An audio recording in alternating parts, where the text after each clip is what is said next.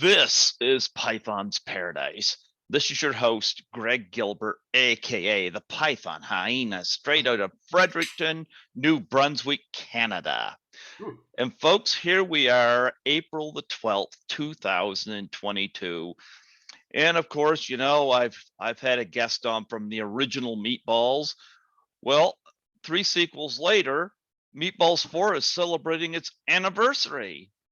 is it really? Yes, Oh God, we did it in '92. So yeah, 30 years, huh? 30 years. No 30-year wonder this turned anniversary. white. What happened? Jeez. Oh, yeah. Yeah. And of course, the guy I am interviewing today directed that film and Repossessed, and I'm don't have a Repossessed shirt, but we got Linda Blair doing some very interesting yoga practices here on this shirt. That's the spider walk. That's the spider walk that was not included in the first version of the movie. They put it in Oh the remake, yeah, not remake, but the enhanced version. Yeah. enhanced version. Yep. I've seen The Exorcist 5 times in the theater. Not in '73 when it came out, because I would have been 1 years old. But I have seen it subsequent times on screenings and love the film. Anyway, folks, I have the director of Repossessed and Meatballs 4, among other things, Mr. Bobby Logan. How do you do, Bobby? Hello to all my friends up there in Canada. Hey guys, Yeah, and around the world, and around the world. absolutely, absolutely. And of course, I'm 4 hours ahead of you here in New Brunswick, Canada. You know where I'm located here? Probably where I was stationed during the Vietnam War. That's a joke. Uh, no, I don't actually. No, I know of New Brunswick, but I haven't been there. So, Yeah, a lot of people aren't familiar because a lot of people are surprised that there's a time zone um, ahead of New York. that's right. Yeah, us, Yeah, good. us. But yeah, we are starting to get into some warmer weather here. But I got a lot of guests that are in California that I've interviewed. Some of them I keep in touch with, and I love to give you guys a hard time when I hear it like 60 degrees, you guys are bundled up. And then I hear stories about us Canadians getting off a plane in California in that same weather and our shirts and t-shirts and shorts, completely befuddling you folks there in California. Well, the funny thing is, every New Year's Day or New Year's morning, we have the Rose Parade out here, Yeah. and it's always January 1st. It's always like 75, 80 degrees in the morning. People are out in shorts and t-shirts, like you say, and then everybody back east sees it, bundled up, getting frostbite, going, we got to move out there. And that's why we get all the people that keep moving out of here. But now we're actually getting people moving away, which is interesting because it's so expensive to live for a lot of people out here in California. It's gas out here, by the way, just so you know, is I paid $6.15 a gallon the other day. Wow. 6.15, and I'm going to be getting an electric car pretty soon. Seriously, because it's ridiculous. Oil companies just don't do, and oil companies don't even try to help the economy at all. It's all about gouging. Don't get me going now. But anyway, Hmm. yeah. So it is nice out here. And listen, and we love you guys bitching and groaning about it because you know, we're out here going, go ahead, bitch and groan. I'm out here enjoying it. So You know what? Electric cars, I'm starting to see them pop up around here and there. I wonder how expensive they are. well, I know the extension cord is really expensive because that thing's got to be like hundreds of miles long to plug it in. Yeah, so it's a joke. Wow. I don't know. I see them plugged in places downtown, and I'm like, how do you? Of course, if you have a smart car, you just use your iPhone plug for that. I'm in LA. I bought a cheaper one. It's not a smart car. It's a dumb shit car, and it doesn't know where the hell the GPS. You plug it in, you put the address, and after a while it goes, I don't know where the hell I'm going. Just good luck. So that's buy a dumb shit car. They're cheaper. A dumb shit car? Dumb shit car. Yeah. Okay. Just a thought. I just got a car last year because my old car stalled going down a busy street. And it wasn't the first time it stalled, but the mechanics couldn't figure out what was wrong with it. So I went a week or so going to my job by taxi. And then finally, I got myself a used car at a dealership. And it's a Honda Civic and it's doing me really well. And um, so hopefully that'll do me till I reach my 60th birthday. I'm gonna be 50 this year, so Oh, dude. yeah. I'm 66. No, I'm one digit off The Exorcist, so there you go. I thought you were 39. Oh yeah. Well, up in my head, I'm 23. I'm constantly 22 or 23 in my head, and I always will be. There's Like I'm seeing the facial hair, and I'm like, come on now, is it like Christmas in April? There, you doing the Santa thing or something? just lazy. I do that. I'll grow it out very big like this, kind of like. As a matter of fact, I had people used to mistake me occasionally for Bob Weir of the Grateful Dead, because I used to have it like that. But I just, especially in baseball season, I'll grow facial hair because I'm a big huge Dodger fan since I was 5 years old, Mm-hmm. and I just grow it for fun and again lazy. And plus, I'm not, I never considered myself the best looking guy in the world. Do you ever So play with the Grateful Dead? I got, well, there you go. There you go. So, yeah, facial hair, whatever. And my wife and I just moved out. We live about 90 miles south of Los Angeles. I've lived in LA my whole life. And a year and a half ago, we moved out here, bought a real nice place with some room and the pool and the this and that and whatever. And Mm-hmm. we love it out here. We're close enough to LA to go visit our friends and do business and do work, and yet far enough away where everything runs at 3/4 speed out here. It's not as fast as LA, and I love that. As long as you guys avoid the fires, that's all we want. Oh yeah, oh yeah. Well, we Yep. do avoid them because I stay away from matches now. Yeah. Well, before we get into your films, I would love a little bit of your background and how you get established as a filmmaker. Was it something you always wanted to do? Pretty much. I was a poor black child, as the story goes. No, I was Jerk. I grew, I grew up in actually a fairly bad part of LA. It was called East Los Angeles. Still is Mhm. called East Los Angeles. It was nice in the 50s when my parents moved out here from New York. But then, as my dad said, I was born, and it started going downhill from there. Um, it's a predominantly Mexican American community, predominantly, and it wasn't when we went. When we first, I wasn't even born yet. But when my parents moved out there, it was basically a Jewish neighborhood. And even though we're not Jewish, it was a very nice neighborhood. People took care of the place. And then after a while, I was born, and in the 60s and 70s, it just going right downhill. And so I grew up amongst gangs, Latino gangs, and all that stuff. So I had to learn how to Did they have white take care of facial myself. hair too? No, just the women. Um, but that's another story. The But I always wanted to make movies. Well, actually, what I wanted to do was I wanted to be one of Walt Disney's animators. I wanted to make Okay. cartoons and like that. Only problem is I can't draw. I Do you have a literally can't draw. I can't draw stick figures. I'm that bad. There you go. Neither can I. But do you have a favorite Disney animation? I think the greatest Disney film ever made was Pinocchio by far, as far as Okay. emotion, style, look, everything. I think by far everyone says, "Oh, Snow White," or they're not. Pinocchio by a mile. Okay. Um, anyway, so I realized I wasn't going to be an animator, but I did realize I like telling stories, and I had unfortunately a pretty tough childhood. My parents got divorced early. My mom had mental problems, very serious ones, and I was shuttled around to different people in the family to live with and all like that. So I developed my sense of humor as a defensive mechanism. I tried always try to find the funny in everything. Mm-hmm. So I started making little Super 8 movies with my local friends, and I purposely put them in the movies because then when I was done, I charged them to come see it, and I knew they'd want to see themselves. So they would pay $1 a piece to watch, and then I'd screen the movie in my backyard against my garage. and then that would be enough money to buy more Super 8 film and developing, and I'd do my next story.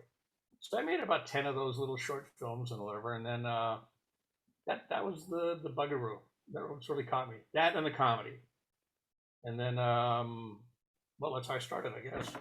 You know, if that helps. Well, let's talk about Meatballs 4 because I watched that recently. And how did you get involved with that project? Were you a fan of the original? To be perfectly honest with you, I had never seen the Ivan Reitman and Bill Murray film. I never saw it. Okay. So I know it was made in Canada. You know, Chris Makepeace, a Canadian actor. I hate when Well, they say Canadian I'll actor. tell you, one of the I started doing this podcast in 2015, and my 8th guest was Christine DeBelle, who was in it. And forget Bill Murray. Once she's on screen, I'm all focused on Christine DeBelle. Yeah, on her DeBelles. Yes. Yeah. Don't blame me. Yeah, she's beautiful. And after it's funny because you look at the poster for Meatballs and you got Bill Murray and all the girls wrapped around him, and it says Animal House goes to summer camp, and I'm like, that's kind of presenting because Animal House broke all the rules. I don't think Meatballs did. It was too sentimental. I agree. It was not as anywhere near as cutting edge. Obviously, that was not their take. That was the publicity department at the studio, or the distributor that said, "Hey, what's a hit movie? That Animal House is. Oh, well, ours is Animal House meets sewing, whatever." Yeah. And that's how they do it. That's just for publicity. Yeah. I think that they wanted to have two elements. They wanted to have sweet and sour. They wanted sweet with Chris Makepeace, and they wanted sour with Bill Murray, and they wanted to see the two together and the taste clash. And therein you get conflict. And if you get conflict in a drama or in a comedy, doesn't matter, or fantasy or musical or anything else, you got to have conflict, and that's what they had with those two elements. So yeah. But to answer your question, I had never seen the Meatballs movie, and how did I get involved in it? I had a friend of mine. I still do. He's my friend, Don Borchers, really fine producer. And Don, after I'd done Repossessed, I've been offered a few other things, but I really didn't want to do them. And I actually wanted, to be honest with you, my daughter was like about 3 years old, and I wanted to enjoy being with her for a while. So I wasn't going to work for a while. I made a few bucks and all that good stuff. So I thought, I'll spend some time with the family.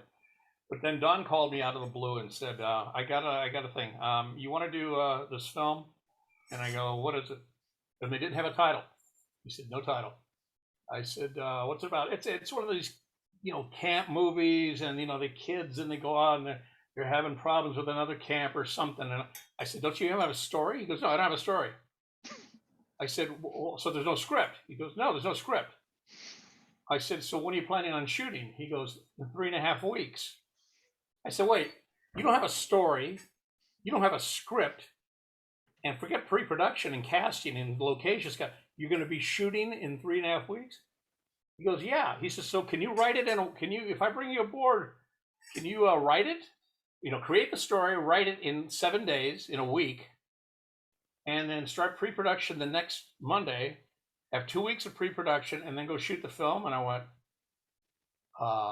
that's kind of crazy. And the reason they wanted that kind of time schedule is they wanted the film ready for January for the American film market in LA, so they could sell the film. They want to have it done so they could sell the film. And this was like in August when he comes. So it's like, what? Anyway, long story short, he offered me a fairly ridiculous amount of money for the amount of work, and I said, okay. So I went and I holed myself up at the Beverly Garland Hotel in Studio City, away from my house because I couldn't be near my wife and kid. There's no way to get the script done. Anyway, I went down there and holed myself up. First thing I did, took my little computer and my little printer, rented a room, went in there. First thing I did after I plugged everything was I got naked. Now you're probably wondering why I got naked. Not kinky, not a scene in the movie. The reason I got naked is, if I'm on a crunch deadline, my mind really works well under hot water. If I take a hot shower, if I'm like, can't think of something or I need to think of hot water in the back of my head is like dropping acid for me. It's a fabulous thing. So what I did was I remember I had no story. I didn't even know what the story was. So I'm writing the script with no story, and all of a sudden I'm creating characters in the whole thing. And I'm going back and forth from the shower, hot water, coming back, typing. What do I do? I don't know. Let's go back to the shower. And I did that for 7 days. And at the end of the 7th day, I would literally, and on the 7th day, and at the end of the 7th day, I had the script done. Sent it into Don. He read it that night and said, "Okay, let's do it. What are we going to do? We haven't got any time to change anything." So that was a script that I created and wrote and everything else in 7 days. And that's what we shot. I went out. And you hadn't seen the previous films for reference. No. All I knew that they were saying just a conflict between two camps. Mm-hmm. And so I did it. And I knew we were going to have Corey Feldman. I met with Corey. Corey was a huge fan of Reposessed, so he was aboard right away. And Corey was a pro throughout the whole shoot. By the way, I had no problems with Corey. Corey was great. Mm-hmm. And I went out and scouted for a week up at Bass Lake near Yosemite, and we went there and we shot. And I'll tell you the interesting thing. Because of the schedule, we shot over 4 weeks. Okay, 4 6-day weeks, 24-day shooting schedule, which is really hard. And I'll tell you why. If you're just shooting dialogue and things and people in houses and locations, like that's fine. But literally a quarter of the movie's on the water. And everybody, and Jim Cameron in particular, will tell you, you don't want to work in water unless you got a lot of time, because it is a bitch. You know, you have the scene coming here and the camera's over here, and then you call action, but the camera boat moves this way and that goes out of sync and you got to do it again. Oh, it's the worst.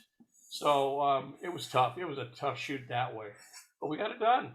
The very last day of the shoot, the day after the last day of the shoot, it snowed up there. And we were doing a summer movie. So if you look closely, some of the shots that we simply couldn't shut down and wait for, we don't have the budget or time. Some of the shots, in the summertime, you see the kids talking and breath is the fog is coming out of their breath. So it's just, anyway, made the film. But here's the thing, during the middle of the movie, because I had called it Happy Campers. Remember, we didn't have the name. Called it Happy Campers. During the middle of the movie, one of the producers, to remain nameless, not Don, but one of the producers, drives up there with his wife and says, "Oh, Bobby, can we take you to dinner tonight after the shoot?" "Yeah, okay.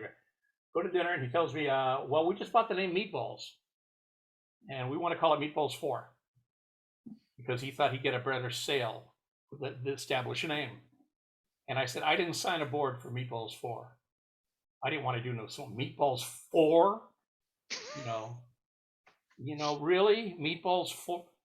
But I was contractually obliged to the project. I had to finish it, and I was very unhappy at the end because I put a lot of work in this thing and a real time schedule to help these guys out, and then they screwed me like that, and that was it. That's how I got called Meatballs 4, and it's been sort of a little bugaboo to me ever since then. I did not want to make Meatballs 4.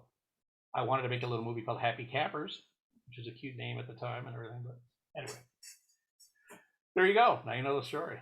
Now we just need to get you to do Meatballs 5. Yeah, Meatballs 5. The resurrection. Listen, how did you get Corey Feldman involved? I didn't. He was part of the deal.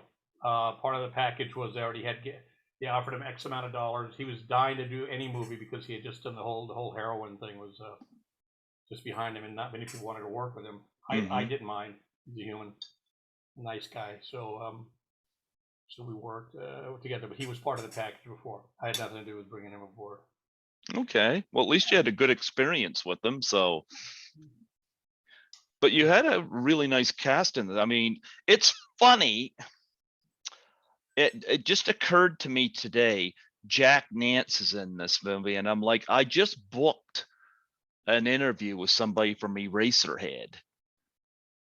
which is a film he was famous for, David Lynch. Wow. And I'm looking at him, I was like, oh, gee, his hair's not standing up anymore. But he's sadly gone, but I really enjoyed him in this movie. Talk about working with Jack. Well, that opens up a whole can of worms. Jack was a sweetheart. Oh no, don't worry. Okay. Jack was a sweetheart. By the way, in Eraserhead, I don't know if you know, but he had his hair like that for 6 years because that movie took 6 years to make. They would shoot. No joke. No joke. David Lynch took 6 years to film that. I'm not surprised. I mean, the time between Mulholland Drive and I can't remember the last one he did there. The bunnies in it, Laura Dern in it. It was a few years later. Yeah, I know. Inland Island or something like that. Something like that. Yeah, but there was It was an interesting situation, but he when we were on the set, he would tell me stories about working with Lynch, and he told me there was this one. He says, "Watch this one scene in the movie where I'm in the living room, and then I walk through a door into the kitchen, and the shot is me going in and then picking up on the other side in the kitchen." He said it was 3 years between those two shots. You're serious? 3 years between those two shots because whatever. Anyway. All right, here's my Jack Nance story. Linda Francis was my casting director. She used to cast a lot of lower budget films and such. Passed away. I was talking to John Byron to play the grandfather, and he wanted to do it, but we couldn't get scheduling didn't work out. So at the last second, literally, we're up on location and we still haven't cast the role, and I'm shooting him, and the next day she calls me and she goes, "How about Jack Nance?" And I went, "Bingo, fine, bring him up." So Jack came up and he did it, and he was fabulous in the role. Now I'm going to tell you a sad story. There was a magazine called Premiere Magazine. I think it's still around. It may be. I know which one you're talking about. You know the story, right? No, I know Premiere Magazine. Magazine. They did a whole story a couple of years later after this incident happened. And I'm going to be brief because this could be a mini series telling it to you. But basically this, Jack went up there. He was at the time married to a young lady named Kelly Van Dyke. She was the daughter of Jerry Van Dyke, Coach, and Dick Van Dyke's brother and all. And they both met in AA because Jack was a longtime member of AA. They both met there in AA. He was up shooting. She was in LA. She apparently had slipped off, and she was on the side doing porno movies. They were married, by the way. He and her were married, got married. But she was doing porno movies to raise money to buy the drugs that she was back on. So one night when as we're shooting the films, a couple of weeks into the shoot, it's a rainy night. It sounds like Kafka now, but I mean, it was a rainy night. We had to shut down shooting for the night. And I'm in my bungalow, chalet or whatever it was, and there's a knock on the door, and I open the door, and it's Jack. And I said, "Hey, what's up, Jack?" And he said, "I think my wife just killed herself." And I said, "Oh, you got to understand, I kid around a lot on the set, and then I kid around with everybody, and Jack did too." So jokingly, I said, "Well, being married to you, Jack, who could blame her, right?" Yeah. And a tear goes down his eye. And I realized he's serious, brought him in. He told me that he was talking to her on the phone and he was breaking up with his wife over the phone, saying, "I can't do this with you anymore. I want a divorce." And she had told him, "Jack, if you hang up on me, I'm going to kill myself." And because of that storm that was going on, the phone went dead. So he came to my place to see if he could use my phone to call her back. We checked on my phone. It was dead. So I go, "Oh, shit." So I take him in my rental car, because not the whole cast didn't have a rental car, just key people in the production team. I drove him down to a bar and this and that. All the phones are dead. We finally get down to a police station. It is pouring rain, and I'm talking buckets of rain. Get to a police station, go in there. I tell the cop the situation. This is blah, blah, blah. Everybody knew about us in the police department about the shoot and everything. And then he calls to LA, and we're sitting there, Jack and I, my arm around him, and we're just talking, trying to calm him down. About a half hour goes by. Phone rings, and the one cop there at the station, picks up the phone and goes, "Hello, blah, blah, blah." Huh? And he looks at me, and he puts the phone down, He walks over to us and stands in front of me and Jack and said, "Jack, she didn't make it." Oh, I'm sorry. He had sent, the cop had sent the police, everybody down to her apartment, and she hung herself. I'm sorry. And Jack melted in my arms. Now, terrible. So here's the thing. This is what happened. That's part one. Here's part two. We had to send back Jack home because obviously he's got to bury his wife. He's going to be gone. I had shot half of his scenes, and as you know, in a movie, you don't shoot everything in sequential order. You'll shoot the opening scene this day and the closing scene another location, and then you don't go back to the same location for every time. You shoot everything out of sequence. Everything at the liquor store that's throughout the whole movie is always there one day, right? So we sent him home. That night, I had to rewrite the entire script, going through my scenes that I already shot with him and saying, okay, I shot him saying this here, but he's not going to be here for that. So how do I get him out of here? That night, I had to rewrite the whole movie for the next day's shooting. Longest night of my life. Okay. Somehow or another, I do it. Next day, we're shooting, blah, blah, blah. 5 days go by. I get a call from Linda Francis, our casting director, again, saying Jack buried his wife. He wants to come and finish the movie.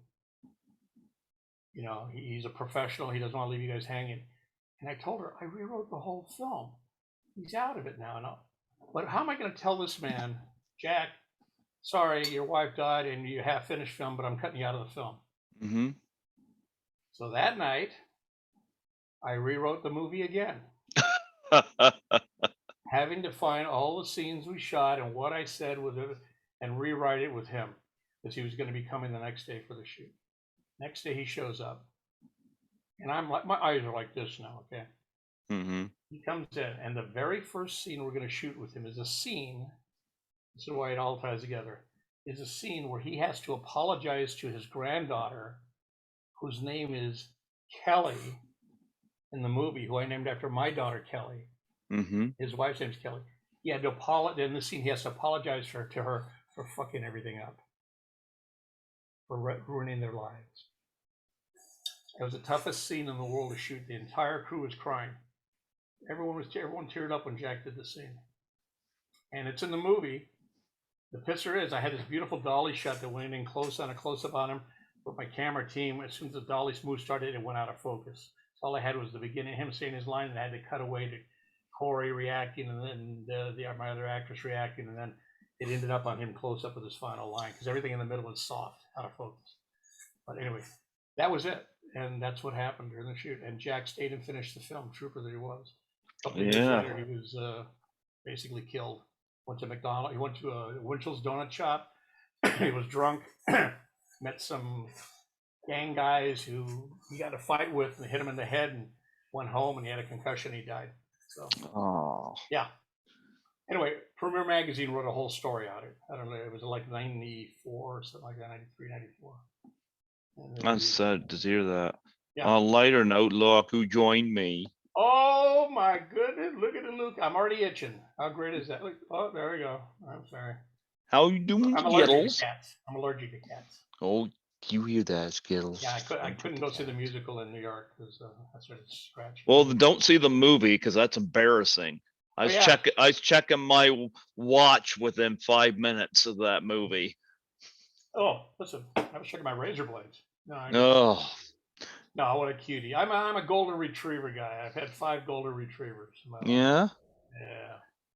Look at you! What a cutie! What's the kitty's name? Skittles. Skittles. Yeah. Mine's named Baby Ruth. No, just joking. Yeah, Skittles. What a great name for a cat too, and what a calm little kitty. Yeah, he's not aggressive. He's not aggressive. Yeah, a lot of my guests love it when Skittles comes around, so I always put him up there. I had people, I put the interviews up, and the guest would say, "Here's a great interview, blah blah blah. Watch out for the kitty." So when I was first dating my wife, she had 2 cats, and every day I would drive down to Playa del Rey or Marina del Rey, where she was living, And Mm-hmm. the first thing I did, as soon as I knocked on the door to go into her place, she had to meet me with a glass of water and two antihistamines. And I had to take 2 pills every time I had to go visit her because I was going to start itching like hell as soon as I went in there. It was Mm-hmm. weird. So when we got married, I said, "We're gonna have a dog." So, Talk about bringing in Sarah Douglas for Meatballs 4. I mean, Superman 2. I mean, Sarah Douglas is she's good at playing a villain. she is. Yeah, She's good at playing anything. She's a fabulous actress. yeah. We had fun. This was just a goof. Again, because we had no time. I had no time to really cast. I cast some of the minor roles, but the leads, Corey, Jack, and Linda, I really had nothing to do with that. That was part of the deal. Linda helped bring in the foreign market. She Mm-hmm. had a huge following in Europe and that kind of a thing, and that's all part of the deal. When you sell a film, people usually don't care what the story is. They say, "Who's in it?" First thing, "Who's in it? Can I sell it? Is it a big enough name?" So she was already attached. So I didn't cast her, but she was already attached, and she was fabulous. She was a sweetheart, a lot of fun. Mm-hmm. She's what you call terminology nowadays. People are so careful, PC with their words, which I never am. It's not the word; it's the intent behind it. So, but she's a good old broad, just a good dame, uh, funny, acerbic, smart as hell, and a good actress. And she was a kick. She was a kick to work with.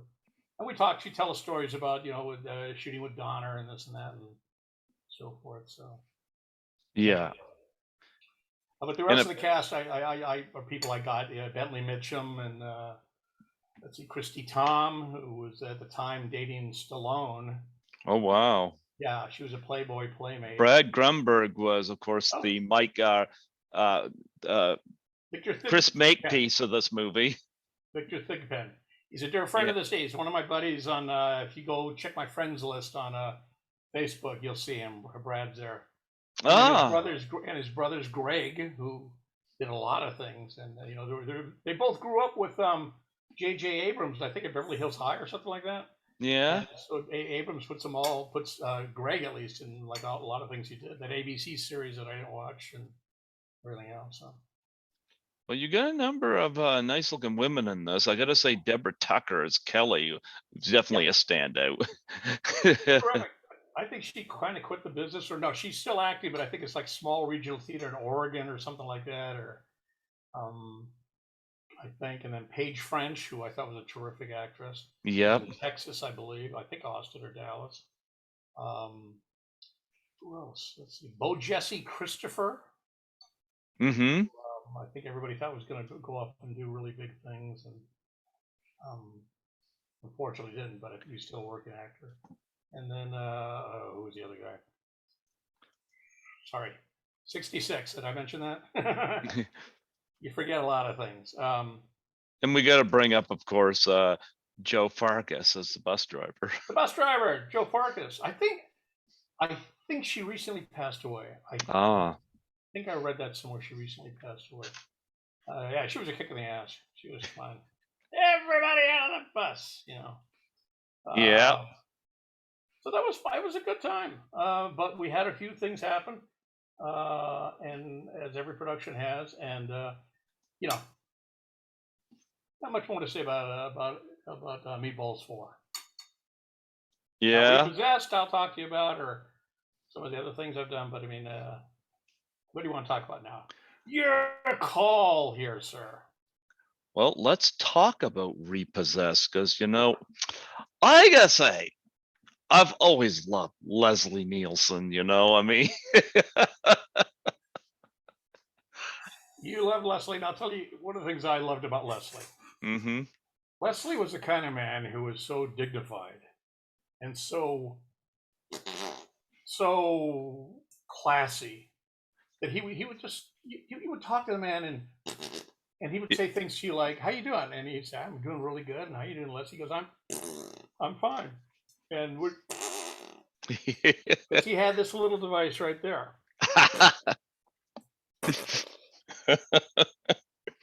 Leslie gave me my first one, when we did Repossessed. He was an expert at doing it. And now I am the master blaster.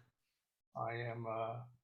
He passed the gas to me, so to speak, and I use this every day, everywhere I go, every day now, to just be able to, squeeze it and come Bobby there.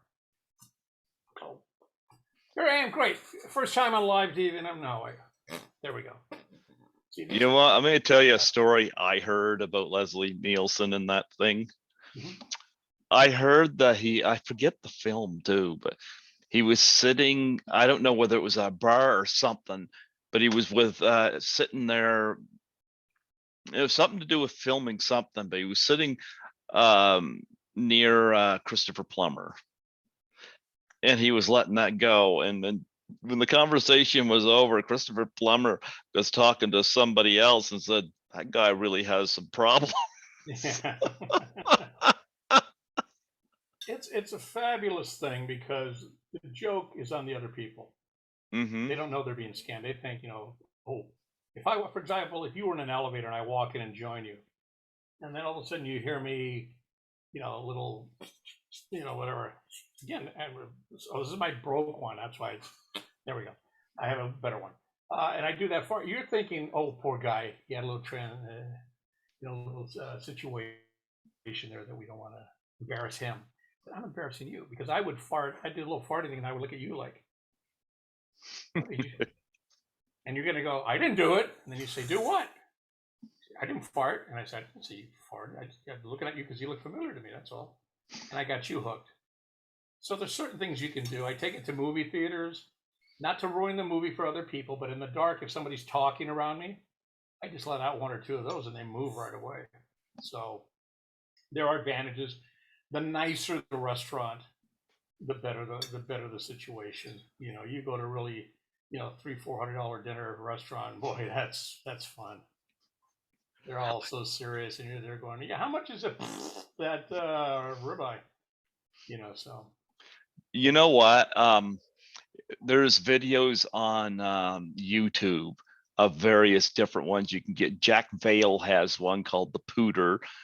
There's Sons of Arkans, which is the Sharder, and Gilstrap has one as well on there, and it is hilarious. Watch, especially I especially love when they do it around women, because boy, yeah. women come off as very clean cut in society, but boy, watching them react to this, boy, they laugh. Oh yeah, it is. It's because women unfortunately were a little more repressed than we were. Guys can be guys are being a guy. I let him be a guy. Women are a little. They don't even say fart. They say like, oh, he pooted or something like that. They even have lighter words for it. The fact of the matter is that they've been so repressed that they gotta let it out. I mean, it's all that pressure there, all of a sudden just went, and I think it's hysterical. Farts are funny. They are. It's human nature. It's not like we just developed it. I gotta wonder too. Like, I don't want to preach, but I believe in my Bible and whatnot, and I'm wondering, why did God create us to be able to do that? And I'm wondering, is there a joke on us? Because it's something that repulses people, but shit, it's funny. It is. No, it is funny. It just, getting along the same lines. I got to just toss this out. It's like you were talking about, God created that. God created everything, right? All right. If you believe in a God, then you believe He created everything. Okay, let's go with that premise. Okay, so He did. So He also created man, woman, and gay people. But why is it the church is so pissed off at gay people? God created them. You have a problem? Go tell it to God. He created them. It's just my own little thing, So anyway, don't get me going on religion. I mean, I had my fun with Repossessed with religion. So believe me, I stay out of the Catholic. I was born a Catholic, but I was, as George Carlin said, I was a Catholic until I hit the age of reason. I still believe my Bible, but I don't go to church because it's just it's all about money. Oh yeah, sure. Yeah, and I think I can do better just by caring about people. Bingo. Yep. Bingo. Yep. So anyway, lose you here? Hold on Huh? one second. I think I lost you here. Hold on one second here. You know, I hear you. Oh, there, you're right back. There you Okay. go. Well, now that Uh, we've talked about Leslie Nielsen and his bowel movement, you've worked with Linda Blair a few times. You know, actually, she is not 3 times. somebody I had the pleasure of meeting. I've had Eileen Dietz on from The Exorcist. I haven't had the pleasure of meeting Linda Blair. Talk about working with her. Obviously, you had a good experience because you worked with her, what, 2 or 3 times? 3 times, did 2 movies and one kind of a cult film, a cult doc. It was a comedy documentary. It was called How to Get Revenge Mm-hmm. with Linda. It was originally going to be G. Gordon Liddy from Watergate fame who was going to host it. But he got run over by a car a week before we were going to shoot, so I had to get another host, and somebody recommended Linda. Murray Langston, the unknown comic, who's a dear friend of hers too.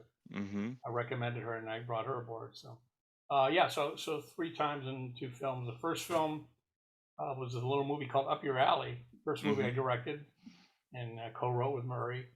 Linda was in it, and that's where I got the idea of doing Reposessed, was making that movie. And it's a pretty interesting story too. Again, I don't want it to be forever, but I'm really going to synopsize this story.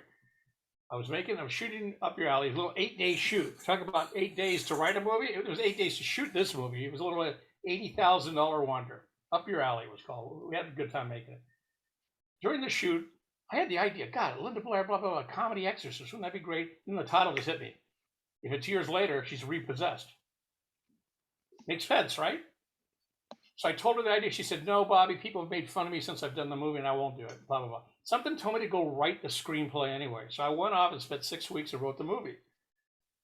You don't do that unless you're going to get in on Linda Blair. It's like saying, no, I'm Tom Cruise and you want to do Top Gun 3. I don't want to do it. He says, no, why write it? Why waste all the time and effort? But I did it anyway. Gave her the script. She read it. She didn't understand it. She doesn't know comedy that well. So at the time, a movie came out called The Naked Gun. The first one, Naked Gun. Mm-hmm. Huge, massive hit with Leslie. I said, I want to show you what style of humor I wrote this in. So we went, I took her to Universal Studio, which was a mile or two from my house. We saw the movie. She laughed her ass off. She said, okay, Bob, at the end of the movie, she goes, Bobby, I tell you what, I'll commit to it, but you have to get Leslie Nielsen to play the Exorcist. That's my one caveat. And I said to her, okay. That's like me going to you and saying, listen, I'll do your movie, I'll direct your movie if you get Tom Hanks to star in it. And how do you do that? You know, it was the biggest comedy in the world and everybody's after him. But several years before, about 6 or 7 years before all this, Leslie was a guest star on a TV show that I was writing. I was a staff writer. I wrote a comedy sketch he was in. He loved it, asked me to be on the set just to meet me because he liked the sketch so much. So I went and I met him, and he was a very nice man to me, and he gave me his business card. And I put it away. I said, thank you. 6 years later, I said, I think I got that business card. What the hell? Let me try. Go through my files for 2 hours, find his business card, call him up, hoping to get an answer machine, and I did. He goes, hello, this is Leslie. I'm not a beep, you know. Hi, Leslie. Hi, Leslie. This is Bobby Logan. Do you remember me? I'm the guy who, you know, I'm the guy who wrote this sketch and blah, blah, blah, blah. Listen, I just did my first movie and I want to get my next one going. It's a spoof of The Exorcist. I got Linda Blair and you'd be great as The Exorcist. I know you're the biggest star in Hollywood right now and you're being hit up by everybody, but if you're interested, give me a call back, and I hang up. Next morning, about 6 a.m., my then wife, I had a first wife, I'm in bed, asleep, and the phone rings. She picks it up and she nudges me, Bobby. I go, hi. It's Leslie Nielsen. What? So I grabbed the phone and he goes, never forget. He goes, Roberto, like that. And I go, hey, and he goes, oh, well, like a certain expletive. I don't know what we can say expletive-wise. He said the F word. He goes, oh, F. He goes, it's 6 a.m. I'm in New York. It's 9 a.m. Did I wake you up? I'm sorry. And I said, no, I'm up. I've been, yeah, right. Mm-hmm. So he said, what's this all about? Of course I remember you. You wrote the sketch, and he remembered it all. Mm-hmm. He said, and I said, well, I explained it. I wrote the script. Can I get it? He goes, this interests me. You got Linda Blair? Yeah. And he goes, what a wonderful idea to spoof The Exorcist as a movie. And I'd be The Exorcist. Yeah. He goes, tell you what, I'm hosting Saturday Night Live. FedEx me the script. This is like on a Tuesday, by the way. I'll get it like Thursday. I'll read it Friday. and watch the show Saturday night. And there's a certain sketch I'm doing, and I'm going to give a little hint. And if I do this little move or something like that, that means I like your script. Yeah, okay. So I packaged the script. You got the address, sent it, FedExed it out to him. That night, it took forever to get to that Saturday night, but it does. I'm watching the show, blah, blah, blah. And near the end of the show, they haven't run the sketch. I'm going, oh, they cut it, because they always run long. Sometimes they cut sketches. They come back 5 minutes left of the show, and they do the sketch. And he does that little signal that he gave me, that he said that I liked it. And you had to scrape me off the ceiling. Next day, he calls me up and says, let's call my agent. I'm going to call my agent, Sandy Bressler, say I want to do this. So I had the biggest star in Hollywood by keeping a little business card from 6 years before I make a phone call. And within 3 days, we had $7 or $8 million to make the movie from Carolco. Mm-hmm. And that's how the movie got made. I'll always be indebted to Leslie Nielsen for doing me a very large favor. Sweetest man in the world. What a life. All he did was act, kid around, play golf. He was like a little boy the second half of his life in particular, and it's just such a joy to have seen. He so deserved it. Such a sweetheart. What was it like him and Linda Blair interacting? Because that's a yeah, they loved it. They had fun. They were fun. They had fun. We had a situation though that I don't talk about much with the movie, and that is the movie was going to be kind of like more like Young Frankenstein in that it was going to look more like The Exorcist. It'd be funny, but have the look of an exorcist. And I shot it that way. But when I was done shooting, I was editing the film, and I had a couple of weeks left to continue my edit. And the executives who were my liaisons at Carolco, the company sold. They sold the company, and new people came in. And they came into the editing room, the new executives, and they said to me and my editor, Jeff Freeman, they said, well, hi, Mr. Logan. How are you? Good to meet you. Pleasure. Listen, all we know about Reposessed is that it's a comedy about stealing cars. That's all we know. And I went, what? Jeff turned to me and went, we're effed. You mouthed it to me. He turned and mouthed it, and he was right. It's a classic case whenever a movie's being made, if you're not the executive all the way through it, and a new executive comes in, he's like a lion that comes in. The first thing he does, he kills all the cubs of the other sire and has his own. They didn't care about this movie. They wanted to make their movies. And they said, we want to have a test screening next week. I said, I got 2 more weeks for my cut still. No, we still want to have a test screening. So they set up a screening for 500 people in Glendale, about 10 miles from LA, to show the cut. I show up, and who's in the audience? 500 kids between 7 and 15 years old. They had never seen The Exorcist. These guys said, this is the audience we want to go for. I said, this is not the audience we made the movie for. They wouldn't understand Young Frankenstein. They wouldn't understand all the Exorcists. Why did the Exorcist throw up on Linda Blair and say, so how do you like it? You had to have seen The Exorcist to understand a parody of it, right? They didn't know that. They said, well, this is the audience we want to go for. So I bowed out of the film then. I said, I'm leaving it. And they went off and they shot. They hired another director to shoot for like a few days. The stupid stuff of the gymnasium scene with the gay guy with the banana and the whole school thing with Leslie and Linda at school with the students asking questions. That wasn't in the script, not even close.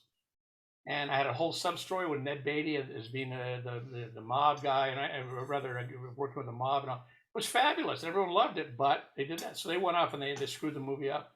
And the topper is they had the only Leslie Nielsen film the summer after Naked Gun. The only one. And in a spoof of the greatest horror film of all time. How do you miss? Yeah. They put it in 50 theaters across the country instead of 2,000. 50. And bailed it out and sent it right to cassette. How do you lose? Wow. How do you lose? And that shows you how stupid this business can be. Years ago, I wrote a line for Joan Rivers when I was writing for all the comedians and everything. And the line was about Hollywood: never rationalize an irrational business. This town will never make sense. You can't try. You should never try to make sense of show business. You'll drive yourself nuts. You'll become I know you'll go crazy. You'll become manic. You'll be whatever. You'll become an alcoholic. You'll become all these things because you're trying to make sense of something that doesn't make sense. And Hollywood doesn't make sense. I've been trying for the last 30 years now to make F Troop a movie. And I co-owned the rights to F Troop to make it a movie. But back then, everybody was making every TV show into a movie, except they didn't do F Troop. I set it up at Disney, and I had it at Universal, and I had it at New Line, and all like that. And I wrote scripts, and they got paid well and everything, but never got the movie made. Now I'm still trying to make it, but now they say, but the Native Americans will be upset with it. And I'm going, no, they won't, because everyone is stupid and funny in F Troop, the Indians and the Cowboys and everybody, And also, I had a way of making it. They were concerned about the Native Americans in F Troop talk like this. How we know bad Baba? And I said, yeah, they talk. So I made a change, and the change is when they're over there around the Cowboys, the troopers of F Troop, they talk like this. But then when the troopers are gone, they go, oh man, do you think they bought that routine? Yeah, I guess so. All right. Well, anyway, they talk perfect English. They're using that as a decoy to make themselves look dumb to the troopers to get a better business deal. So I got that fixed. But now I'm trying to get F Troop made, and it's and it's difficult. So that's this business.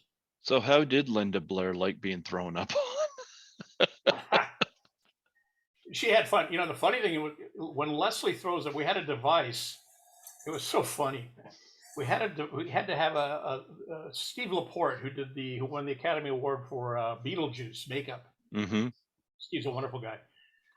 Steve had developed this system that went up. It was like a pump filled with this like soup, green soup kind of stuff. Went up a hose up the side of his throat like this into his mouth, and then turned around aiming out. And it was a makeup piece. Took like an hour and a half to put on. So when they turned it on, Leslie had to go, and stuff shot out. The problem was they told Leslie, never close your mouth. Because if it's shooting out at high pressure and you close your mouth, it's going to hit the back of your teeth and shoot down your throat. You're going to gag. And that almost happened a couple of times. That was not exactly fun for him. Linda loved it. She was, at the time, she wasn't doing a lot of parts and wasn't really making a lot of money. And we came in and she made a nice amount of change for this, and she was thrilled. And I did one thing that was kind of funny. The scene where she's floating above the bed. Yeah. We had this fiberglass rig that she laid on that conformed to her body. And we had this fishing line, and it was the way we lit it, you could not even see the fishing line. She's floating above. And that's a scene where Leslie goes, gets the scissors and goes, doink, and she falls down, big deal. Well, we had her up there, and we're shooting the sequences. And then once we had her floating up, she was strapped in. She couldn't move really. She was really limited. She couldn't move at all. And when I had her up there, I had my camera crew set 2 cameras going. And I said, action. And then I said, okay, cameras rolling. Yeah, let's break for lunch. And the whole crew walked out of the stage and left her hanging there. And we let the camera go filming her as she's going, you son of a your mother. Just like she did as the devil. She was screaming and she was so ticked. 5 minutes later, I sent some guys back to get her down. But we left her up there for 5 minutes. Did you guys film that? Yeah, we filmed it, yeah. Oh my! Didn't use it in the movie, but is it an extra? It's like that. Speaking of extra, it's interesting. I got approached by a company about a month ago. They're going to be getting a hold of me pretty soon again. They got the DV. They just got the DV. The rights to do an exclusive Blu-ray on Reposessed. And Okay. they're going to fly me in, or I'm going to fly. I don't know, whatever. We'll get together. I'm going to do a director's. I love those commentary tracks. I love those. I'm gonna do one of those. So that's going to be happening pretty soon. So those of you who want the Blu-ray of Repossessed, it's coming. There you go.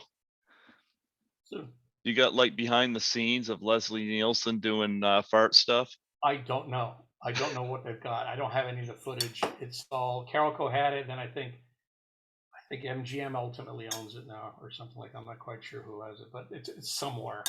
If they can get a hold of it, wonderful. It'd be great to see a lot of the behind the scenes stuff. So yeah, that'd be good.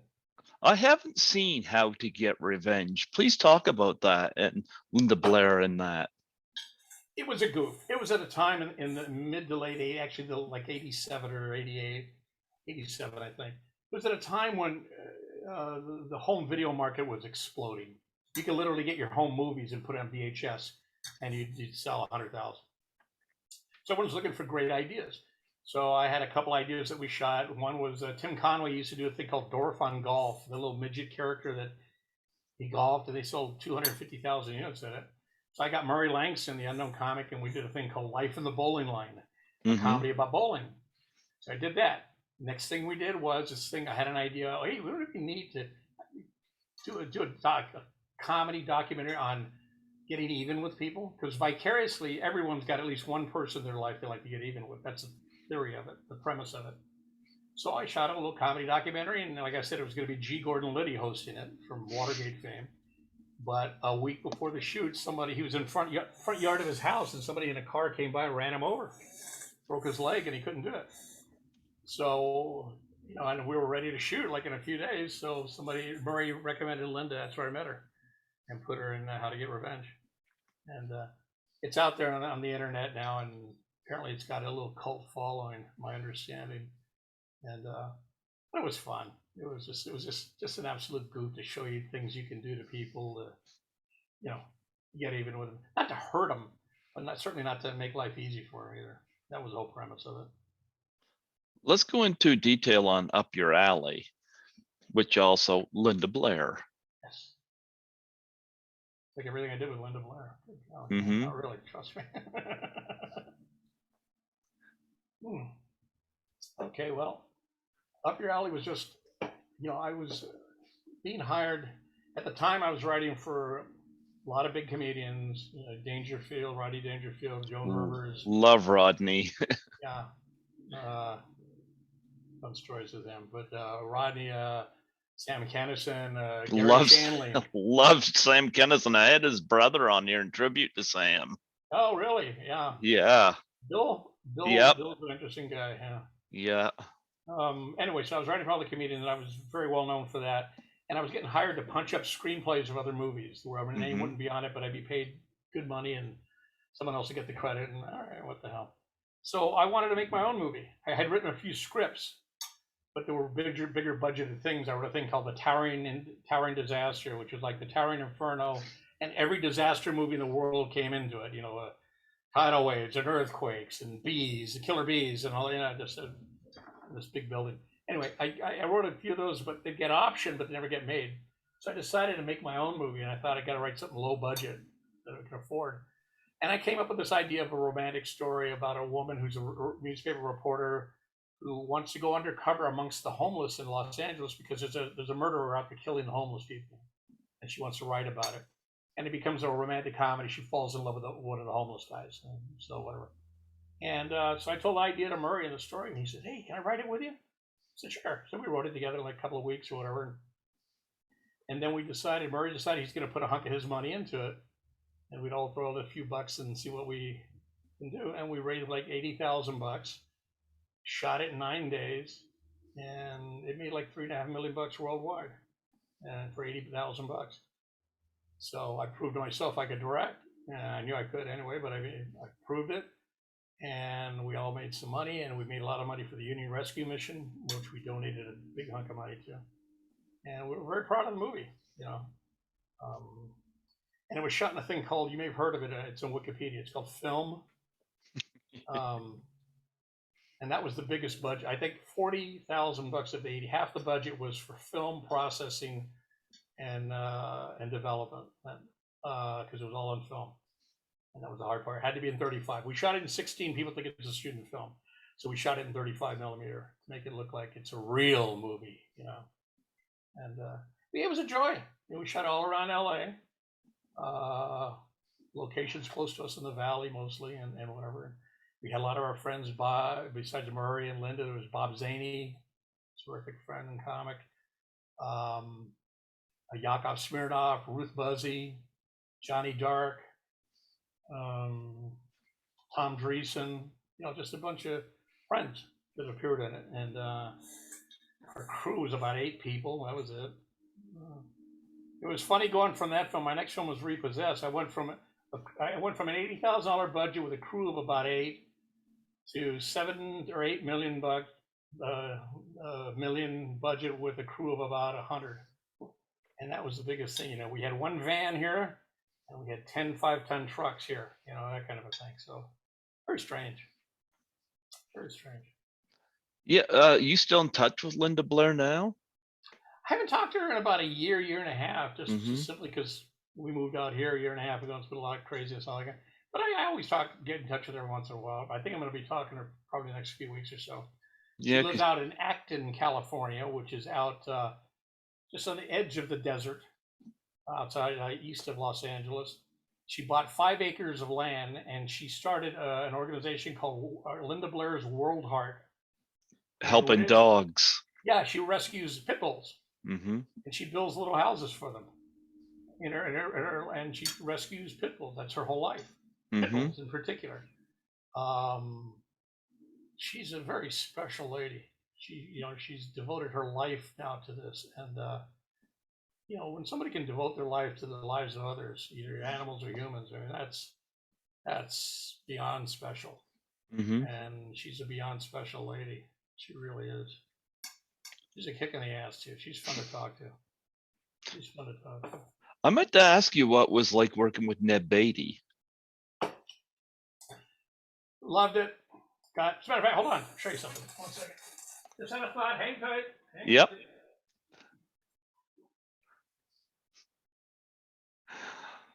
Wow, this will be interesting. Let's see what this is. My office. I'm going to show you a picture. Let me see if I can do this correctly with you here. Let's see. There you go. This is let me try to frame it right here. Okay, that's me to the far. I don't know with the black hair. I don't know if it's right or left. Yeah. Yeah. That's me with the long hair. That's Johnny Dark with the black hair and the black hair, and that's Ned Beatty right there. Ned Beatty. And that's when we were on the set of Repossessed. That's me. We're going over a scene there, and he was a joy. Another person who recently passed away. So many people dying now. I really liked him in Back to School, where he played Dean Martin. I love he does this little plot thing. Yeah. He was a joy. He was a sweetheart. He would tell wonderful stories about when he was a struggling actor, like in, gosh, I think it was like either Louisiana or Arkansas or something like that. It was like real southern places where the theaters would, you'd see 10 people for the play, and he'd do this for years. He and Ronnie, he would tell me that he and Ronnie, Ronnie Graham, who was also Ron from Also in Deliverance, Ron. Oh, good golly. Oh, Ronnie Cox. Ronnie Cox. I've had him on the show. I don't know why that stifled me. Yes. Ronnie Cox. His manager is Mike Gormley, is a very dear friend of mine. Anyway. You know what? I know Mike.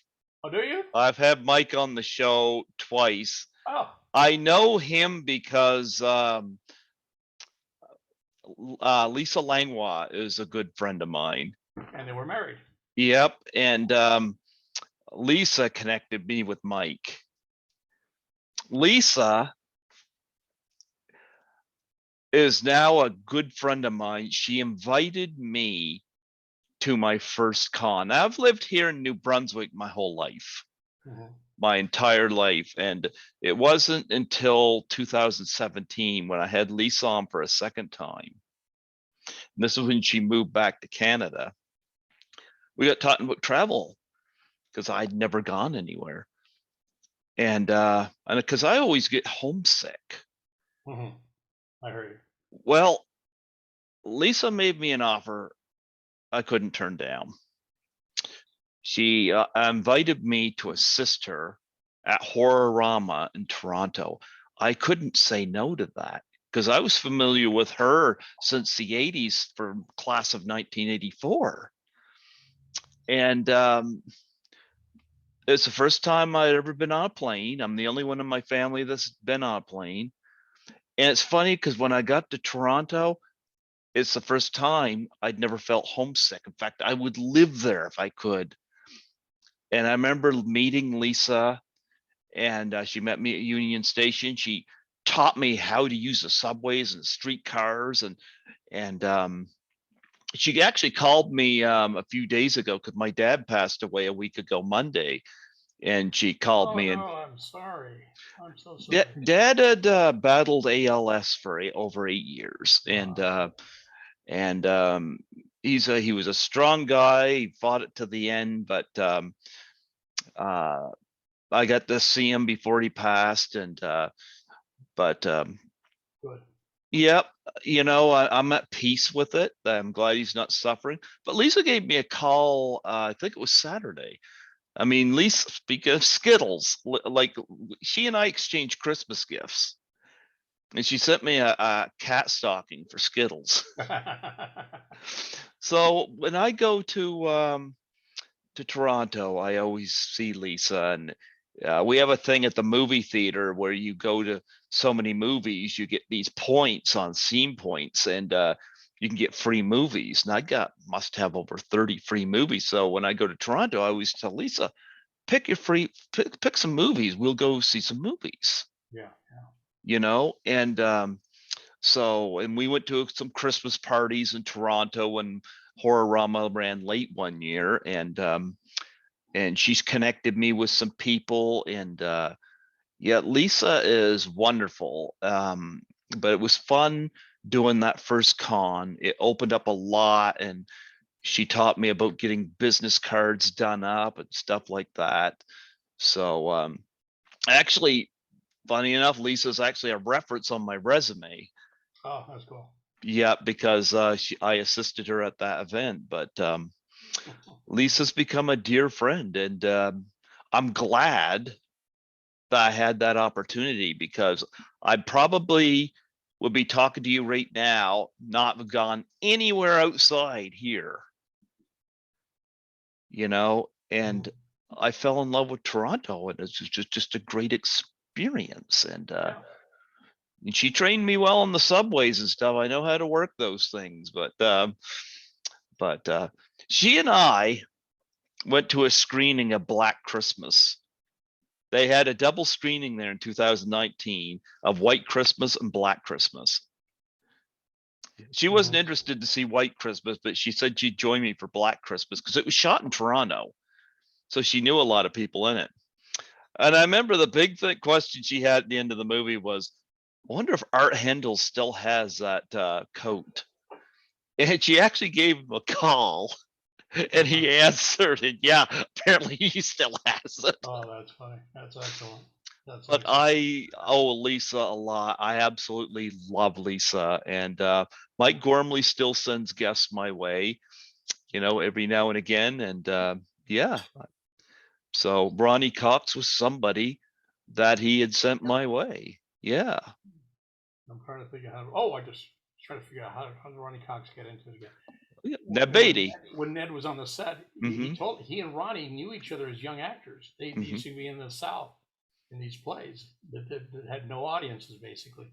And he said the irony is, years later, the first movie that like both of them do, they're both in it, and they're both stars of it too, which is really serendipitous. It's just very, very, very cool. So yeah, good old Ronnie Cox. And but Ned will also tell us stories about just growing up as an actor, and all the hardships of it. But he loved it so much, he was amazed at where he got. And as a matter of fact, I got to tell you something. One funny thing that we never shot, because I came up with it on the set, and I had an idea for a joke for Linda Blair and Ned. Excuse me. The idea is that Linda's in the bed, the whole exorcism thing is going on television, and she's tied up in the bed, and they're doing a commercial break or something like that. And Beatty goes over to her, and all of a sudden to Blair and says something about devil, and Blair goes, "Hey, preacher, does this sound familiar?" Wee! Wee! And then I said, and then Ned, then I just want you to turn the camera and go, ooh. That's all you got to do. It wasn't in the script. I just came up with it. He laughed his ass off. He said, "Oh, that's perfect. Everyone who's seen The Exorcist is going to realize that hey, this happened." Wee! And of course, it's breaking the fourth wall. But so what? The movie was. Oh, it's great. Yeah, it's And great. the problem was either running behind schedule or just usually it was that because we're running kind of quick on that because I had special effects and animals and children and everything and chase sequence, everything you don't want in a movie. It takes time. I had in this movie and only had 30 days to shoot this one. Anyway, I didn't get a chance to shoot it. And I thought that would have been one of the biggest things. Another laugh I had that came up with on the set that we didn't shoot and I wanted to shoot was, again, during a commercial break, the devil's there, Blair's all, and we had this old Jewish lady, as Jewish looking as you can get, makeup lady, did the cigarette and this and that. And she goes to tap up the devil's makeup. And the devil goes, and Blair goes, "Get away from me, you sow." And the makeup lady looks at her and goes, "You don't scare me, doll. I once did Streisand for 6 weeks." Would have been a killer line. Would have been a killer line. And again, just couldn't shoot it. Didn't have time. That's too bad. It happens. It's just, this is why they call it show business, because it's more business than it is show. And that way you can shorten it to BS. You need to tell those people to mind their own business and let you make your film. Yeah, it wouldn't be nice if people let you, but that's why it's a business. If this was called show altruism, okay, then it's a different thing, but it's not. And that's the balance you got to deal with. And you mentioned the unknown comic. He's somebody else I got to reach out to and get him on here. Funny guy. I'll get you his number. You want to get Murray's number? Yeah. Yeah, I'll get it to you. Okay, yeah, send it to me there on Facebook Messenger. Yeah, I'll do that. Do you ever call him up and ask him if his refrigerator's running? Well, now, wait a minute. You lost me on that one. What's the reference? You call him up and you say, "Is your refrigerator running?" And he says, "Yes." And then he says, "You better run out and catch it." Yeah, better boom. Okay. Wow. Went to that level of jokes. Okay.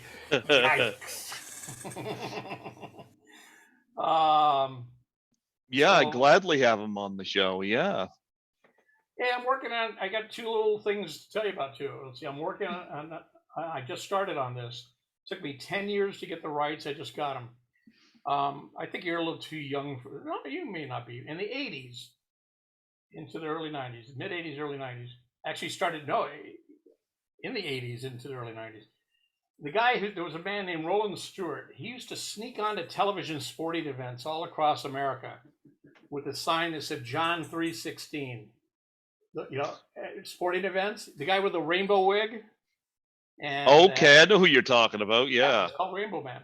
I got his life story rights. He's in prison for the rest of his life. He has had the most amazing life. For 15 years, he lived in his car driving cross country to try to get on TV for 4 seconds. He'd go to New York to try to sneak on TV just to say John 3:16. And when it was over, he'd get in his car, start driving back to Colorado or LA to be on that next weekend for 4 seconds, then drive to Florida for 15 years of that. And then he lost his mind and thought he was the Antichrist and then tried to kill 3 presidents and all sorts of things. You don't know the half of the story. And he thought the world was coming to an end, so he held people hostage by LAX at a hotel and was going to kill them unless the world came to let him do a 2-hour live interview about the world coming to an end. Amazing. Oh, wow. Like a real life Forrest Gump. I mean, in actual sporting events that were historic and all like that, but on a crazy level. Anyway, so it's something I'm trying to raise the financing right now to do that documentary. It's going to be amazing. Who would you have play that part? No, it's a documentary. It won't be. It'll be like an unknown doing recreations and actual footage of him and all like that. So it's not like it's not a fictional story or tale. I wrote a screenplay to do it as a movie, but it would cost $45-50 million to do because it's different time frames and cars and locations and clothing. It all has to be from the 70s. And you have to get Linda Blair in it. You got to get Linda Blair in it too. Yeah. So doing that and whatever, and then What else? What's your other one? Yeah, you mentioned a couple Oh projects. no, the other one is just something just in case you got anybody out there who's looking to be a filmmaker. I've had this for 15 years. I've got a little website called onedayfilmschool.com. Okay. That's the number one, not the word one, the number one dayfilmschool.com. And I used to bring people into my home every other weekend, like 15 people, and in one day I cram it all together at what you need to do to actually make a movie. Cut out all the fat, really teach you. And Steve Wozniak, who created Apple Computer with Steve Jobs, Hmm. took my course. Said it was the best course he ever took in his life. And so if people go there, just letting them know we have the DVD of the class available, and it's like 99 bucks, something like that. The money all gets donated to the Union Rescue Mission, which I still donate money to. So the money Okay. helps a good cause and teach you how to make a movie. And it's like 3 DVDs, and all like that. I was just So going just to like, ask you what your charities you were involved in. yeah, Yeah. why not? I Yeah, like it. You feel absolutely. good. It Yes. helps people. What's wrong with that? You know what? The easier way to make a movie efficiently, the better, No doubt. No doubt. Absolutely. I talked to one of my old special effects men one time about how do you do a really great special effect. He said the trick is 9 times out of 10, it's the easiest way you do it. Everyone looks for a complicated way to do this effect and all that. It's 9 times out of 10, it's the simplest thing. Hmm. Just go for the simplicity or simplicity, and if you're drinking. Okay. Well, you know what, Bobby? It was so awesome to have you on here today. I'm Oh yeah, glad we were able to do this, and you were a delight. And I me too. loved hearing your stories. And yeah, we gotta look for Repossessed on that special Blu-ray coming up. Probably sometime later this year. Probably my guess would be sometime after summer or something like that, but we'll see. You're gonna do a commentary. Are you gonna do a commentary with Linda Blair? I don't know if they want Linda or not. If I do, it'd be a kick in the ass. I'd love to do it. That'd be a Yeah. lot of fun. That'd be a lot of fun. I hope to meet her sometime. I wanted to get her on the show here, and I'll tell you with a complication I ran into because I knew she was heavily into helping animals and helping dogs, and I offered to make a donation to her cause to have her on here. I don't know who it was to answer. It wasn't her, but they asked me how much I was willing to donate, and I thought that was such an inappropriate thing to ask. Be thankful I'm going to donate it all. True. They were probably looking at it because you'd be surprised. There are people, certainly not you, but there are Hmm. people who would say, hey, I'd like to make a donation. And they set it all up and then they say, what's a donation? Oh, $5. And they're going to go, I oh, can we did do all better that than effort for $5. that. Oh, I know. But they You probably don't know, know. Since they don't know you, they would probably want to just get an idea. Is it worth the time? Because like if you're going to do it and give $10 or something like that, as opposed to 100 or $200 or something like that, then you she know would. what? I responded and I actually said $100, Mhm. which for me, because I'm not wealthy, but I figured if I get Linda Blair, that would be really good for my show. I don't make money at this. This is something I do for fun. Sure. But it's always nice to get some of these people on here, and but I don't know. I almost like whoever it was that responded is like, I think they were looking for something out of me that I can't financially give, Sure. No, I got you. Yeah. and I don't think that's Linda's fault. But yeah, if I ever see her at a con, I'll broach her about it. And Well, another thing you could do is, like I said, I'm going to send you Murray's phone number, Murray hmm Langston. He hmm and Linda are like this. They're like brother and sister. Have been for 40 years. 40 years. does he puke green soup too? I just, I don't know, but I know he's Canadian. Ah, awesome! Yeah, He and Murray I could get Langston's along Canadian. great. I think he was from Saskatchewan. I think, I don't know, but I'll give you Murray's number, and then you can. And Murray will do the show with you, by the way, Hmm. no doubt. And the thing is, he will then get in touch with Linda, and because they're best friends, and if he tells her do it, she'll do it. Okay. So just keep that in mind. And But yeah, yeah, I'd make a donation. yeah. I've Well, done. it's interesting Yeah, that it's like the 500 that you offered me that I took. Well, you yep. haven't sent me yet, but that 500, I thought, how are you giving me 500? Linda only 100. That's just amazing. But okay. Well, you were 500. Part of that was to go towards those authentic Leslie Nielsen fart squeakers. Exactly. Right. And There. yeah, folks, he turned me down because he can't let those go. That's right. He says he keeps his wife up all night with those things. God knows I couldn't keep her up with anything else. But Well, my cat's the only one that stays with me because, he don't want nobody else. Besides, my cat, all I have to do is shake the treat bag. Doesn't work with women. it works with my wife does it to me and it works. But I mean, I could shake the change thing. right. I put a lot of change in there. But I'll tell you, I've met few women that were as gracious and wonderful to me as Lisa Langlois. I got to say, she's a very, very special. And Good. Indeed. Say hi for me, would you please? I will. I will. I didn't. It's a small world. I didn't know that you knew her and our Mike. Yeah, Mike.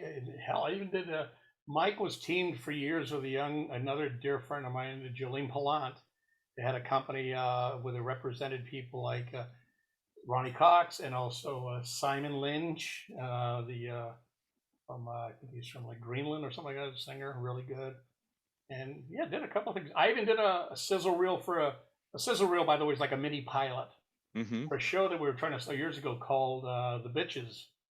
And it was about 5 young ladies who were starting a band, and they live together, and it started a band, and they hate each other, but but they're good together musically. And he was their manager, and we shot this thing, and really, he was quite good at it too. He's got a history. I mean, that man, hey, some of the bands that this man worked with were. Yep, the Bangles and the Bangles. And, Oingo Boingo. Boingo Boingo. That's it. Yeah. I had Johnny Hernandez on here that he sent my way. He didn't think I knew who they were, and I'm like, I've seen Back to School. I know Dead Man's Party. They were fabulous, and then of course, Hoffman is one of the greatest composers. He and Steve Bartek, who was from Oingo Boingo, who's his orchestrator. Yeah, but I mean, I'm still in touch with some people that Mike has sent me. Like TJ Doyle's been on every year since Mike's connected me with him, and Kimberly Haynes I'm still in touch with, and I don't know who else, but Mike's sent a lot of people, and it all started with Lisa, so I always credit Lisa on that. Yeah. So well, another line I wrote for Joan Rivers just reminded me of is, I've got friends in this town I haven't even used yet. Joan was great. Yeah. Speaking, we opened with the talk about Gilbert Godfrey. Did you know him? Can't say I knew him well. No, I had met him a couple of times. Can't say I knew him well. No, but it's sad. I mean, he apparently was fighting cancer for a long time, and like I said, it was like Norm Macdonald. Norm had been fighting leukemia apparently for like 10 years, but didn't let anybody know about it. Apparently, Gilbert, same thing, just didn't let anybody except close family know about it. So it was a shock. And he also he had his own podcast. It was doing very well, called Gilbert Gottfried Absolutely Fabulous something or other podcast or something like that, or some funny name. And I love that voice he has. Gilbert Gottfried. Oh, it's sad he's gone, very funny guy. Very funny guy. Leaves behind a wife and a couple of kids. And, I wonder if they sound like him. Yeah. Dad, can you take me to school? I don't want to go to school, Dad, with him. Oh, shut up. That kind of thing. So. Well, he was popular on Cameo, apparently. So there you go. Yeah. No, it's good for him. And, we all, it's it is in the time he got. It's what you do with it, right? So Hmm. hopefully he did some good things with his time, and some people can live to be 25 years old and live a full life. Some people can live to 85 and not have done a damn thing. So Yeah, rule of life is live your life, don't exist. exactly, Don't exactly. exist. And You I'm know, living my life now. I think I started living my life in my 40s when Lisa invited me to Toronto. I mean, things opened up for me right there because the excellent. connections I made at that con and yeah, I've you're not there. You're my 61st interview. Hey, No, 62nd interview this year. Not 60, bad. not bad. When I interviewed Lisa the first time in 2015, she was among 20 I had on. And I've gotten What's the pretty, biggest name person that you've had on the show? oh my goodness. I've get asked that before, and I don't know what the biggest name, but Tommy Wiseau from the room I've had on. Oh, you've had Rozelle. That was my first interview with Tommy Wiseau. Whoa, whoa, whoa. I've had Ralph Bakshi on a couple times, Excellent. and that was great. And let me see. I'm trying to think of some bigger. I do tribute interviews when people have passed away. Mm-hmm. I've had Alfred Hitchcock's granddaughter on here. I had Audrey Hepburn's eldest son on here. Um, Sarah Karloff has been on here. So was Bela Lugosi Jr. You know, these people, of course, are no longer with us, but I find doing something like that allows them to be part of the show, and I can still celebrate their legacy. And when I had Hitchcock's granddaughter on, it was when I was at the station. It was the first time I'd had somebody like they looked at me and they were like, "How did you get Hitchcock's granddaughter?" I was like, Mm-hmm. Twitter. It was on Twitter, and that was fun, and the stuff you learn about them from uh, their personal relationship with them, and those are always fun. And I've had a few people that has sadly passed away, like David L. Lander. I had on a Squiggy. I had him on in 2017. I had Dick Miller on 5 months Oh, before he passed away. wow, wow. I'm I'm so glad I got him too, and he was great. Yeah, most famous person, I couldn't tell you. I've Yeah, had I got. Caroline Monroe on. Mm-hmm. Veronica Carlson we just lost, and I had her on back in 2017. She was a delight, you You know. should try to get. That would be a very interesting conversation. Is Abigail Disney. Abigail Disney. She's the one who's the kind of the outsider. She's Roy Disney's. I think it's his daughter or granddaughter. Oh, Whatever. Oh yeah, and she's the one who's making the big stink about. She's not a big fan of how Disney's being run now, and not a she's lot of very, people are. yeah, and she's very opinionated and just a really smart lady. And there's a direct connection to Disney, Walt Disney. So I might do that. Yeah. Abigail Disney would be a fun one for you to try. Okay. Yeah, Well, you connect me to the unknown comic. I will do that as soon as we're done here. I will send you his phone number via the Facebook thing. Yeah. And yeah, and I'll have him on here and we'll talk all good things about you. Ha! That'll be a short conversation.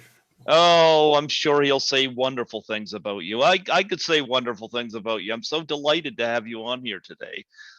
And It's my pleasure. you even helped your neighbor today, so you're a good guy. Hey, you live near people. There Nothing you wrong. It go. feels good to help people. It Help other does. I work cleaning at the hospital right now, so people. it I help people every day there. So It's, people say, I don't know if I do big things or not to help. It doesn't matter what size, the amount of work or whatever. It's just helping the. I look at it this way. This is going to be a lousy, stupid analogy, but it's the best I can give you right now. a $5 part brought down the space shuttle Mm-hmm. when it crashed. $5 part.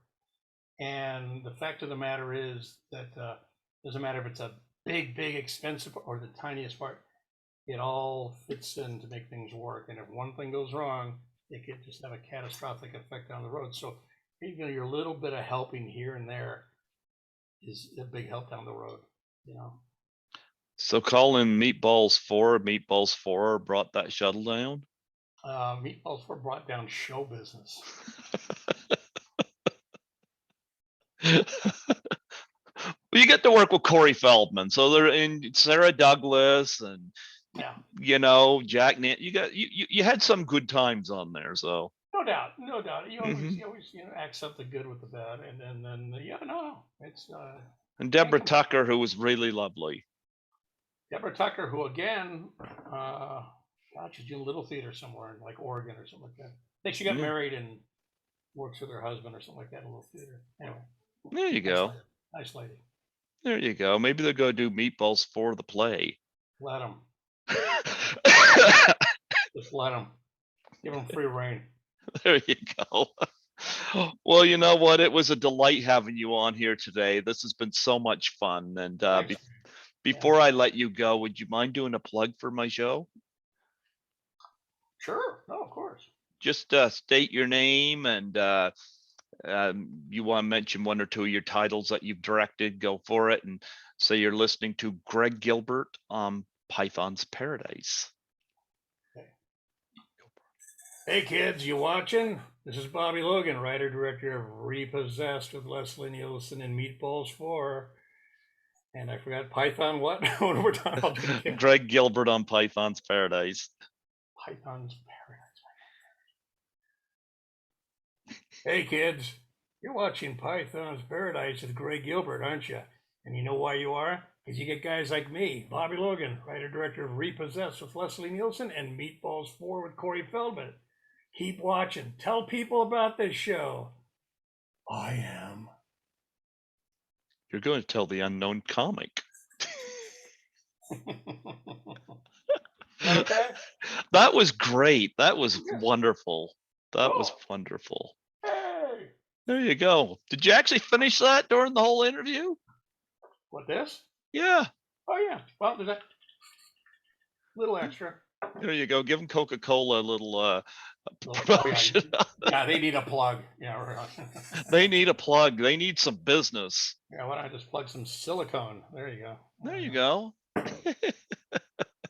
God almighty. Anyway, Greg, a pleasure. Really liked it. Really enjoyed it. Thanks a lot. I appreciate it. And I'll get this thing, the Murray's phone number to you right away. Yeah, I'm going to send a friend's request to you too on Facebook too. When this gets out, I'll send you the link. Terrific. Look forward to it. All right. Take care, man. Be well. Take care. All right. Yep. You too. Bye-bye. Bye-bye.